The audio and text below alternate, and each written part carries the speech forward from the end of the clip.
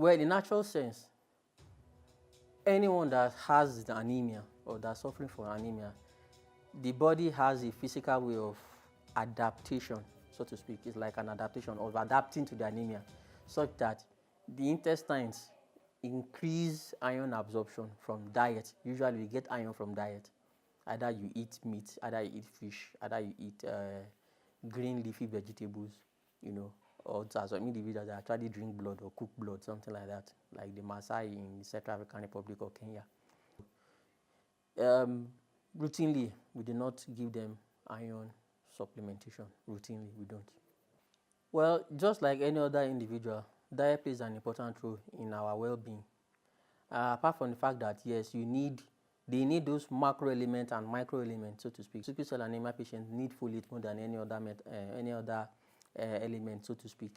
Some amino acids that are the building blocks, so to speak. You understand? So proper nutrition actually, improves their wellness as well too. In the sense that, to some extent, nutrition is connected to your immune system. So, and we know sickle cell anemia patients have some form of weakened immune system as well too. So with proper nutrition, they can be able, to some extent, to surmount or to, to improve their immune status as well too, with proper nutrition. Proper nutrition also makes them produce, let me just say, blood as well too. If you look at someone that is starving, someone that is not eating properly, of course they grow lean, they are prone to infections, they are not able to withstand most of the physical stress and things like that, you understand? So, and we won't want that for our sickle cell anemia patients. So we also counsel on proper nutrition as well too. They should eat good food, balanced diet, everything in moderation. That's where the world is, tending towards to now. Everything in moderate quantities now. The carbohydrates in moderate quantities, the proteins in moderate quantities, the vitamins, the oil. But water, water, they cannot actually say water is in moderate quantity for sickle cell anemia patients, because they actually need it to keep their body hydrated so that the blood won't sickle and then they won't have crisis frequently. So nutrition is also one of those key things as well too. It helps also in patient management, because if you look at it, studies have actually shown that sickle cell anemia patients that take care of themselves properly, that have the means, that are in the, will I say, upper class or upper financial cadre, so to speak, they tend to have less crisis than the ones that are, let me just use that, below, will I say, the below standard of living, so to speak. Studies have actually shown that as well too. So we also place importance on hydration and nutrition for sickle cell anemia patients as well too. Yes, very, very important. Thalassemias it's like a cyst. Let me just use layman terminology as much as I can now. Thalassemias are like a sister to sickle cell anemia. They belong to almost the same class of disease because they are disorders of hemoglobin synthesis. In sickle cell anemia, earlier I explained something about a replacement in the hemoglobin, on the hemoglobin chain, so to speak, or the amino acid sequence, so to speak, on the beta hemoglobin chain. That's for sickle cell anemia. Let me use this to narrate my example.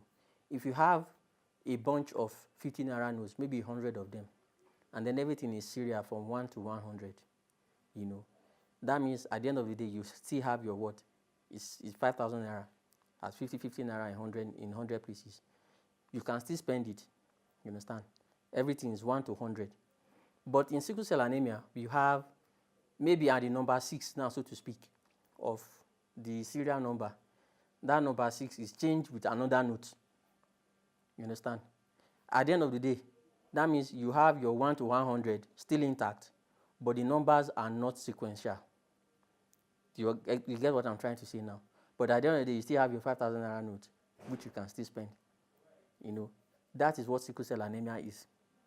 When you have one of the serial number, so to speak, is being replaced by another number, another 50 naira note entirely that has a different serial number and it's just locked inside. You understand? That is something like, that's how sickle cell, that's like the basic, disorder that causes sickle cell anemia. Now, in thalassemias, you have the 1 to 100, you understand? But when you now get to like 60, from number 60, from 61 to 100 is missing, you understand? So you no longer have your 5,000 naira note, you only have what? Maybe your 3,000 naira note now. Now your 3,000 naira note can do some things, but you'll not be able to do what a 5,000 naira note can do. So that's like me trying to explain what thalassemia is. Thalassemia is the incomplete sequence of amino acid chains on the beta hemoglobin chain. You expect to have 100, so to speak, but you only have 60. That's one form of thalassemia. I'm talking about for beta, maybe for thalassemia generally. Now that's one form of it. Then another form is that you get there, you're expecting to find 50 naira notes numbered from 1 to 100, and you get there and you don't even find anything at all. That is from 1 to 100, everything is missing completely. That is, there's an absence, total absence of the beta globin chain. That is also a form of thalassemia as well too. And then in some cases, you can have everything numbered from 1 to 100, but as a result of mutations, so to speak, they will not be able to function properly. So that's also a form of thalassemia as well too. So thalassemias occur as a result of point mutations or deletions, or sometimes it can be both, on the either alpha hemoglobin chain or the beta hemoglobin chain. So in that instance, the individual that has thalassemia will present with myriads of symptoms depending on the severity of the type of thalassemia that's in question, so to speak. I hope I've been able to explain what a thalassemia is from what sickle cell anemia is. Just trying to use layman terminology now. Thalassemias are also genetic, just like sickle cell anemia is a genetic disorder as well too. Any individual that is any form of genotype, so to speak, can actually have a thalassemia. But in the actual sense, some of them may not have clinical symptoms because they might only have some form mild anemia or to moderate anemia to some extent. They might not actually express it. I'm going to explain it later. But in sickle cell anemia, we know that some of these thalassemias, when they have them, it makes the clinical condition very worse. And sometimes, depending on the type of thalassemia they have, it can actually modify the severity of sickle cell anemia, depending on the type of thalassemia that they have. Now, there are two types of thalassemias. You know, earlier I was explaining something about there are alpha chains and beta chains in the hemoglobin. There are two alpha chains and two beta chains. Four of them come together with the iron moiety, so to speak. Let me just use it. Iron atom to form hemoglobin because there's iron in hemoglobin. Now, chromosome 16, like I said earlier, codes for the production of the alpha chain and the alpha light chain. There are 4 genes. There are 4 alpha genes, so to speak, on chromosome 16. If you still remember from biology that we have 44 chromosomes and 2 sex chromosomes, making all of us 46 chromosomes in total. But on your sex chromosome, you have 23 chromosomes. You have 22 chromosomes and 1 sex chromosome, so to speak, because the other half has to come from the other partner to make it 46, so to speak. You understand? So on chromosome 16 now, on both chromosome 16, that means you have 2 chromosome 16s now. There are 2 alpha genes on them, making 4. So one chromosome 16 will have 2 for alpha, and the other chromosome 16 will have 2, making it 4. You understand? They are dual genes. Some say it's alpha 1 and alpha 2 on each of them. So now that means you have alpha in 4 places for alpha genes now. Now, if there's deletion, so to speak, of one of the alpha genes, now that means the individual will have 3 alpha genes remaining, and then you have what? These 3 alpha genes remaining. So in this context, this person is said to have what is referred to as an alpha thalassemia trait. The person, apart from having a mild anemia, may never come down with any form of symptoms at all. So the individual will never know that he has any form of thalassemia. He will not know at all. At the same time, you can have deletion of 2 of the alpha chromosomes, and you are left with only 2 alpha chromosomes. You understand? In such individuals, they may just come down with moderate anemia that may never need transfusion, that maybe to some extent, some of them may need folate support, folic acid support, so to speak, and they might not have any symptom at all that ever warrant them coming to the hospital. That's in the moderate forms. But when you have deletion of 3 or 4, or all 4 of the alpha hemoglobin chain, so to speak, now this is where the problems now come in. So the individual that has 3 deletions, you understand, to some extent may be able to survive, but they will need transfusion support, they will need folate acid support, they will need to remove their spleen and things like that, so that the little amount of hemoglobin they are producing can actually sustain life. That's what we refer to as the HbH disease. We call it HbH, that is hemoglobin H disease, in the sense that some of them may grow to adulthood, and then they might have a compensation by the beta chains, to complement the missing alpha chain, so to speak. But in the context in which all the 4 alpha chains is missing, that is incompatible with life. The fetus usually die in the mother's womb as early as 7 to 8 months. The baby will die because of what? Severe anemia, and the baby will have heart failure within the mother's womb, except something is done. Even if something is done to some extent, we still cannot guarantee that the baby might survive. In Southeast Asia, so to speak, is the leading cause of abortions or stillbirths in that society, so to speak, because of the alpha thalassemias. So that one is incompatible with life. We call it erythroblastosis fetalis. It's incompatible with life in such context. And the one thing about the alpha chain is that it's the alpha chains that actually drive hemoglobin synthesis. So if there's a problem with alpha chains, there will always be a reduction in either the PCV or the red cell mass of the individual. That is, the whole blood level of the individual will actually come down.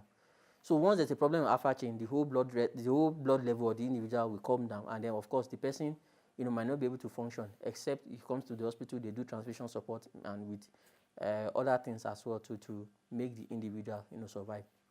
Now that's for the alpha chain. Now the second type of thalassemia is the beta thalassemias, and usually this one occur as a result of point mutations. Now on chromosome 11, you have only one gene that codes for the beta chain, and you have 2 chromosome 11, so to speak. So that means you have only 2 beta chain, in your system that has to complement the alpha chains to form the normal adult hemoglobin, so to speak. So now there are 3 types of the beta thalassemia now. Beta thalassemia usually are commoner than the alpha thalassemias, in the sense that those ones will invariably have symptoms and they will come to the hospital faster, unlike the alpha thalassemias, in which if there's deletion of 1 or 2, they might not have symptoms and they go about their normal life. So there are 3 types of the beta thalassemia. The beta thalassemia trait is only when you have an incomplete. There's one of the beta chain. I said something about 2 beta chains now. One of the beta chain is complete, and the other half of the beta chain is incomplete. That is, there's some chains on it, but it's incomplete. I said something about numbering 1 to 100. In which you find 1 to 60, and the other ones are absent. Sometimes you might not have anything at all in the banknotes that I spoke about earlier. So if one of the beta chain is complete and the other one is incomplete, so to speak, we call that one beta thalassemia trait. The individual too, we might have mild anemia of no significance, very mild, and the person might not come to the hospital at all. The second type of the beta thalassemia is what we call the beta thalassemia intermedia. The beta thalassemia intermedia is when there is either homozygous inheritance. Let me just put it this way. When there's 2 copies of the incomplete beta chains, that is, the first chain, beta chain, is incomplete, the second chain is incomplete, or when you have one of the beta chain complete and the other of the beta chain incomplete, that is, absent rather. Let me state it again. The first one I talked about down, the beta thalassemia intermedia, they have 2 copies of the beta chain that is incomplete. That is, let me just use B plus now. B plus signifies that it's incomplete. The B means it's complete. B plus means it's incomplete. B not means it's absent. Maybe if I use those terminologies, you might understand me better. So the beta thalassemia individual is if there's B plus, that is a homozygous inheritance of an incomplete beta chain, or when there's B and B not, that is a heterozygous inheritance of beta chain. One of the beta chain is complete, the other beta chain is absent. So that is thalassemia, beta thalassemia intermedia. Now, the third one, which is the most severe form, is with what we refer to as beta thalassemia major. Now, in beta thalassemia major is when there is absence, total absence of the two beta thalassemia chains, that is B0, B0, or when there's B0 and B+, that is one of them is incomplete and the other one is absent.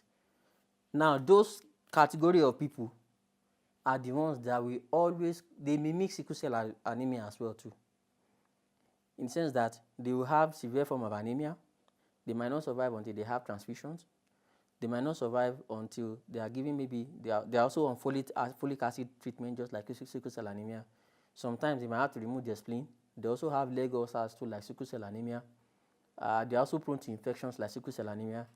And some of these patients, if you do their hemoglobin electrophoresis, just like in sickle cell anemia, in which you will not find hemoglobin A, some of them, particularly the one that is beta not, homozygous inheritance of the total absence of the beta hemoglobin chain, those ones too will not have an adult hemoglobin. Just like sickle cell anemia, they won't have anything that is called HbA in their blood. So those ones invariably they present similar to like sickle cell anemia. Now, I said in some instances, these thalassemias may ameliorate the clinical symptoms of sickle cell, and sometimes they may worsen the clinical symptoms of sickle cell anemia. In this context, in alpha, when there's a coexisting alpha thalassemia, that is absence of some or all, no, let me say some of the alpha chains in sickle cell anemia, because I said it's the alpha chain that drives hemoglobin synthesis, it will reduce the amount of hemoglobin that that sickle cell individual has, such that there will be reduction in the number of the circulating sickle cells in that individual. And of course, the less the number of sickle cells in the body, the better the outcome, so to speak, for that patient. So it may help that individual. Now, if there's a coexisting sickle cell anemia with beta thalassemia plus, that is that one that has the incomplete beta chain, to some extent, this sickle cell anemia patient, they will have a little, about 5% or 10% of their total quantity of hemoglobin being hemoglobin A, and it will also help reduce or cushion the severity of the sickle cell anemia. But in the context of a total absence of the beta chain, that is in beta naught, coexisting with sickle cell anemia, it's like hemoglobin SS. They will have severe disease as well too. And of course, sickle cell anemia is on the one hand, and on the other hand, there's thalassemia as well too. So you can just imagine a double whammy effect that the individual will be going through. So it's going to severely, hamper on the health of that individual in terms of disease severity and even the prognosis of that individual having sickle cell anemia and coexisting beta naught thalassemia in that instance. Now, I said anybody can have thalassemia. For example, someone has just had hemoglobin electrophoresis done and he has seen hemoglobin A on the electrophoretic strip. Now, it will not show you that it's 2 copies of hemoglobin A because they are the same thing. You understand? It's like if you have a mirror image of yourself, you understand? If they align it together, or you have an image of yourself and they align with yourself, you expect it to match with you, so to speak, if you understand what I'm trying to say, because it's your own image, it's your own copy. So if you align it by yourself, it will match with you. So someone that is hemoglobin A or hemoglobin AA, we only show one band of hemoglobin A on electrophoresis, or the hemoglobin electrophoretic strip, that is on your hemoglobin phenotype now. It will only show one band. Now, we are not sure whether it's only one hemoglobin A that is there or there are 2 copies of hemoglobin A. So those hemoglobin A individuals that may have thalassemia, you understand, it will only show that they have a, now the genotype of AA in that context will be like either hemoglobin AA, that is 2 copies, or hemoglobin A naught, that is 1 copy of hemoglobin A, and the complement hemoglobin A is missing just because the person has the beta thalassemia, a total absence of beta thalassemia. Now, those individuals are the dangerous individuals that we are referring to, in the sense that if they marry an AS person, now they believe that they have AA, or they are AA because they have done the hemoglobin phenotype and they are AA. Now, if they marry someone that is AS, remember, they are not AA, they are A not, because the other A is missing. So if you do the Mendelian now, they are A not marrying AS. You understand? So the other A that is supposed, the O now that is supposed to be with the, when they in the normal context, the other A that is missing that's supposed to complement with the S of the other individual to form AS. Now in this context is missing. So they will now have a child that is what? S naught. So this S naught now is sickle cell anemia. In fact, it will behave like sickle cell anemia. That's what I was talking about, that the coexistence of sickle cell anemia with beta thalassemia naught, that is the total absence of the beta globin chain, so to speak. So if an individual inherits that absence of hemoglobin with the other one not being a normal hemoglobin E, but the hemoglobin S, so whether the person is SO or SS, they will behave like they will behave similarly in terms of clinical condition, that is SS now in this context. So it's also similar. That person that is also S naught, if you do the electrophoresis strip, you will only see one band of S. You are not sure whether it's only 2 copies of the S that is there or just 1 copy of S and the other one is absent. So there's no compensating E, there's no compensating S to make it SS. So the person just has 1 S. So the person will have sickle cell anemia as well too in that context. So that's why I said anybody that is hemoglobin A should go ahead to quantify. Apart from now you have identified that you are hemoglobin A, yes, go ahead. It might cost you money, but posterity will not judge you for error because you have gone ahead to also quantify the hemoglobin A that you have to know whether it's in the normal range of the adult quantity. An adult quantity should be about 95 to 98% of hemoglobin A. That is if you have 2 copies of AA now. Now, if you have 1 copy, it will reduce it to about 50% or even less, to maybe 30% to some extent. You understand? So when you now do HPLC and it's telling you that you have HbA quantity now being 30 to 50%, it's just know that you might have a thalassemia in that instance. And marrying someone that is AS will be very dangerous because there's every tendency or every possibility rather that you might have a child that will come down with sickle cell anemia. So such instances, so people that are AA or A naught, that is A thalassemia now, should also look for a partner that is AA so that they can avert the likelihood or having a child with sickle cell anemia should they marry an individual that has AS. So it's a whole complex structure, so to speak. So you can actually appreciate what hematologists do now sometimes, in that context, trying to explain what some of these things are. And these issues that I'm talking about, has actually broken homes. I remember I had a very senior colleague from Lagos that recounted his experience in his years of practice as well too, that he actually had 3 cases that it happened like that in that instance, and all they could talk about, that is the family, the relatives could talk about, was that, okay, the wife, there was an issue of infidelity, so to speak. Now, don't let us, choose sides, but of course, usually it goes to the women because they are the one that carry the children and, give birth to children. So there was an issue of infidelity, and the man thought that the child wasn't his, until these things were explained to him, and they went ahead to identify and quantify the hemoglobin that he has, and they found out that he actually had a coexisting thalassemia with his AA. So in that instance, a diagnosis was made, and I think a home was actually saved from being broken just because of these issues. Yes, it's curable. You mean the thalassemias now? Yeah, the same way you do stem cell transplantation for sickle cell anemia can also cure patients with severe form of thalassemia now, not the mild form. If it's the mild form that there are no clinical symptoms, of course, do no harm. That's one of our slogans as medical doctors. So just leave the individual be. The person does not have any symptoms. He's living his normal life, playing football, flying airplane all around, no problems. Just leave him as he is. But should an individual have a severe form of thalassemia, that is the Cooley's anemia now, yes, it's curable as well too, via stem cell transplantation, just like sickle cell anemia.